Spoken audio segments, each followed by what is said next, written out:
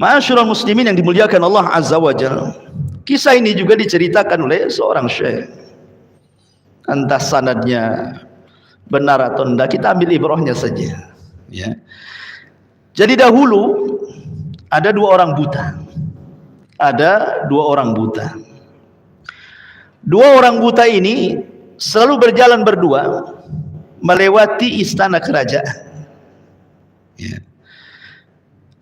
Lah apabila kemudian di istana itu ada seorang putri itu yang sangat dermawan sekali. Dia suka ngasih-ngasih orang miskin. Jadi terkadang orang-orang miskin itu berjalan di pintu istana, nanti putri itu keluar, nanti kadang suka kasih-kasih. Jadi dua orang buta ini berjalanlah di depan pintu istana ini.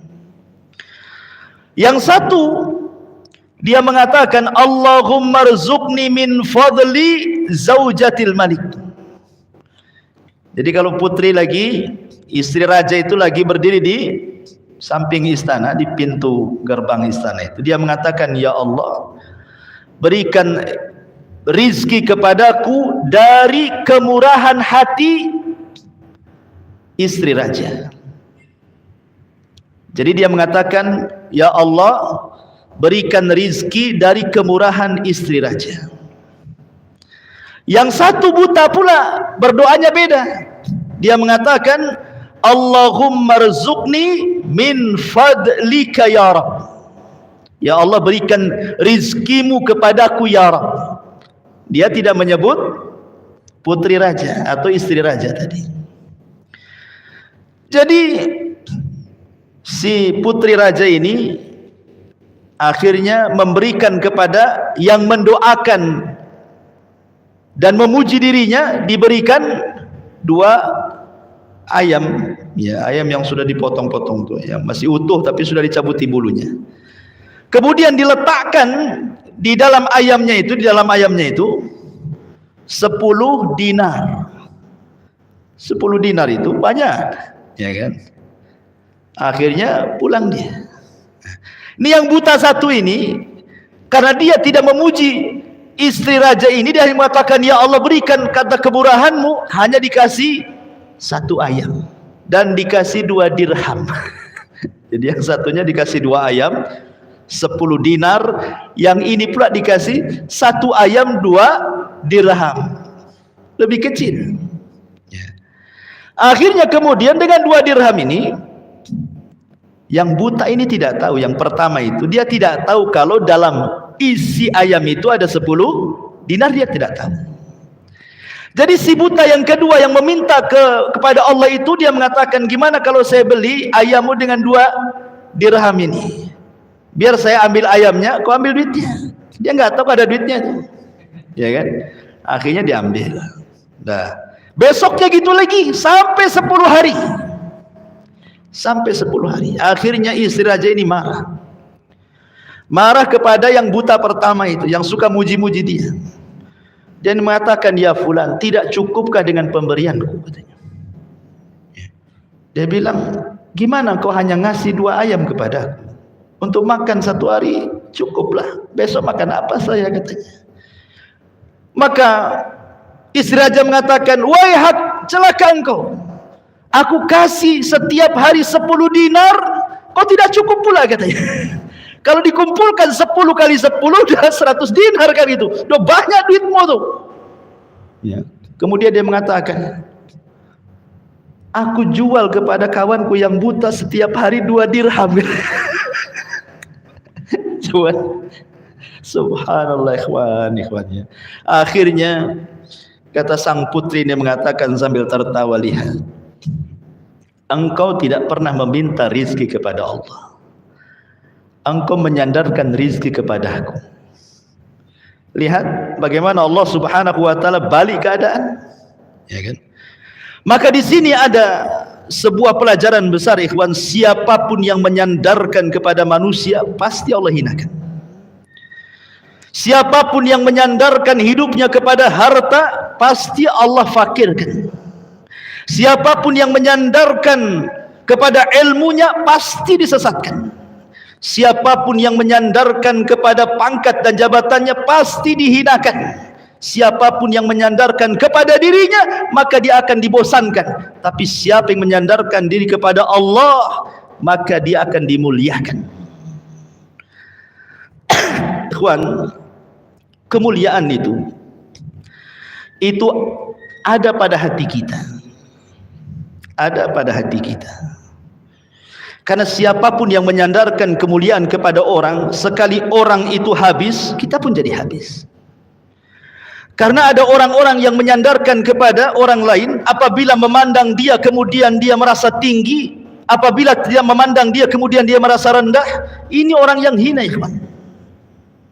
Kemuliaan itu ada pada hati kita yang diikatkan dengan Allah Subhanahu wa taala. Makanya Nabi SAW mengajarkan sebuah doa yang luar biasa. Ketika Nabi SAW dia pulang dari Taif dalam kondisi dilempari batu, berdarah-darah, enggak karu-karuan, lari 1 mil bersama Zaid ibn Harithah. Sepanjang jalan Nabi SAW hanya mengatakan, Allahumma ilaika ashku dha'fa quwwati wa qillati hilati wa hawani 'alan nas. Anta rabbul mustad'afin wa anta rabbi. Ila man takiluni? Ila aduwin yatajahhamuni aw ila qaribin malaktahu amri. Illam takun alayya sakhatun fala ubali. Subhanallah, indah sekali ini doa Nabi. Jadikan doa ini dalam kehidupan antum, tenang antum. Apa kata Nabi SAW? Ya Allah, aku hanya mengadukan kelemahan kekuatanku kepadamu. Sedikitnya pengalaman dakwahku untukmu, dan hinanya aku di mata manusia. Engkau Rob orang-orang yang lemah, dan Engkau Robku. Kepada siapa lagi aku harus menyandarkan diri? Tetapi ya Rabb, selama Engkau tidak murka kepadaku, aku enggak peduli. Ketika orang-orang Taif melemparkan batu kepadaku, melemparkan apapun yang mereka lempar ke badanku, sampai aku berdarah-darah, kalau ini bukan sebuah kemurkaanmu kepadaku ya Rabb, aku enggak peduli. Yang penting kau masih sayang denganku. Begitulah Rasul menanamkan kemuliaannya dengan cara menyandarkan kepada Allah. Karena ada orang yang kemudian merasa terhina, sehingga ketika Allah Subhanahu wa taala memberikan ujian kepada kita, seolah-olah itu ujian itu azab dari Allah kepada kita. Dan itu kebanyakan masyarakat seperti itu yang kurang iman. Diuji kefakiran, dia mengatakan, ya Rabb, asik aku saja yang miskin, katanya. Diuji gulung tikar, asik aku saja yang gulung tikar, usaha tidak pernah maju-maju, kok yang lain enak kali, katanya. Ketika anaknya sakit, kenapa anakku terus yang sakit, anak orang sehat-sehat, katanya kan. Jangan pernah ujian itu kemudian Allah menjadi objek celaan. Karena Allah Subhanahu wa taala menguji manusia itu untuk mengetahui siapa yang jujur, siapa yang dusta keimanannya. Kalau memang orang jahat, Allah sedang menegurnya. Kalau dia orang baik, Allah sengaja mengangkat derajatnya, kan begitu. Makanya dari sini ma'asyiral muslimin yang dimuliakan, jangan sandarkan sesuatu kepada selain Allah.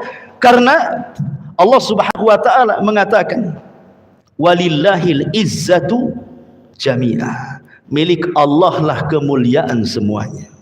Seolah-olah Allah ingin katakan kepada kita, kalau aku muliakan engkau, maka tidak ada manusia yang menghinakan dirimu.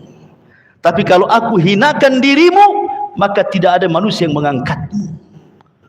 Maka siapapun yang diangkat oleh Allah tidak akan dihinakan manusia. Siapapun yang dihinakan Allah, tidak ada yang mengangkatnya dari manusia.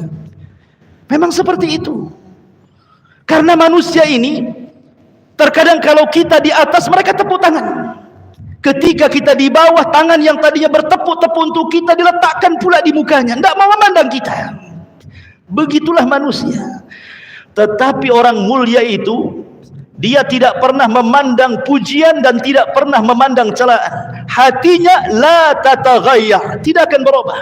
Dia samakan antara pujian dan juga celaan. Mau memuji silahkan, mau mencela silahkan. tidak menjadi besar karena pujian, tidak pula menjadi kecil karena celaan. Begitulah orang mulia. Itu kaidah itu.